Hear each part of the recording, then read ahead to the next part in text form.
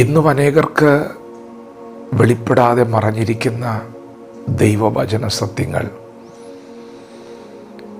ദൈവം നിങ്ങൾക്ക് വെളിപ്പെടുത്തിയിട്ടുണ്ടെങ്കിൽ അതിൻ്റെ പുറകിൽ ദൈവത്തിന് നിങ്ങളെക്കുറിച്ചൊരു ഉദ്ദേശമുണ്ട്. നമ്മെ രക്ഷിക്കുവാൻ, ഈ ലോകത്തെ മുഴുവൻ രക്ഷിക്കുവാൻ ഈ ഭൂമിയിൽ ഒരു രക്ഷകൻ അവതരിച്ചു. 2000 വർഷങ്ങൾ കഴിഞ്ഞു. അത് ഇന്ന് പലർക്കും വെളിപ്പെട്ട് കിട്ടിയിട്ടില്ല. എന്നാൽ ഇന്ന് പകൽ അത് നിങ്ങൾക്ക് കിട്ടിയിട്ടുണ്ടെങ്കിൽ ദൈവത്തിന് നിങ്ങളെ ഉപയോഗിക്കുവാനുണ്ട്. ദൈവത്തിന് നിങ്ങളെക്കുറിച്ച് ശക്തമായ പദ്ധതിയുണ്ട്. എത്യോപ്യയിലെ ഫൈനാൻസ് മിനിസ്റ്റർ തേരിലൂടെ സഞ്ചരിക്കുമ്പോൾ ഫിലിപ്പോസ് തേരിനോട് ചേർന്ന് നടക്കുകയാണ്. ആ മനുഷ്യൻ തിരുവെഴുത്ത് തുറന്നു വായിക്കുകയാണ്.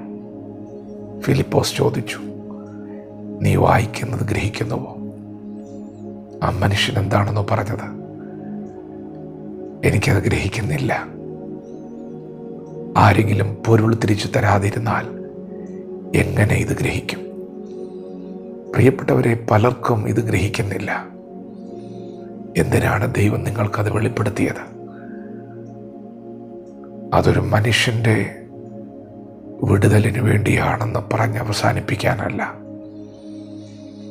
അതൊരു ജനതയുടെ വിടുതലിന് വേണ്ടിയാണ്. ദൈവം നിങ്ങൾക്ക് ചിലത് വെളിപ്പെടുത്തിയിരിക്കുകയാണ്. യേശു രക്ഷകനാണ്, യേശു സൗഖ്യദായകനാണ്, യേശു നിത്യജീവൻ നൽകുന്ന ദൈവമാണ്. പ്രിയപ്പെട്ടവരെ, ഇത് സത്യമാണ്. നിങ്ങളത് അനുഭവിക്കുന്നുണ്ട്. ദൈവം എന്തിനാണ് നിങ്ങൾക്കത് വെളിപ്പെടുത്തിയത്? എൻ്റെ വായിൽ നിന്ന് പുറപ്പെടുന്ന എൻ്റെ വചനം വെറുതെ എൻ്റെ അടുക്കലേക്ക് മടങ്ങി വരാതെ പ്രവൃത്തി തികച്ച് ഞാൻ അയച്ച കാര്യം സാധിപ്പിക്കും. പ്രിയപ്പെട്ടവരെ, ദൈവം നിങ്ങൾക്കൊരു വചനം നൽകിയിട്ടുണ്ടെങ്കിൽ അതിൻ്റെ പുറകിൽ ദൈവത്തിനൊരു പ്രവൃത്തിയുണ്ട്. ദൈവം അയച്ച വചനത്തിന് പുറകിൽ ദൈവത്തിനൊരു ഉദ്ദേശമുണ്ട്. അത് നിങ്ങളിലൂടെ നിങ്ങളുടെ കുടുംബത്തിൽ, സഭയിൽ, ദേശത്ത്, രാജ്യത്ത് ദൈവം ചെയ്തെടുക്കും. നിങ്ങൾ വിശ്വസിക്കുക. അത് വെറുതെ ദൈവത്തിങ്കലേക്ക് മടങ്ങുകയില്ല. അയച്ച കാര്യം സാധിപ്പിക്കും. ദൈവം നിങ്ങളെ ഉപയോഗിക്കാൻ പോവുകയാണ്. നിങ്ങൾ ലോകത്തിൻ്റെ വെളിച്ചമാകാൻ പോവുകയാണ്.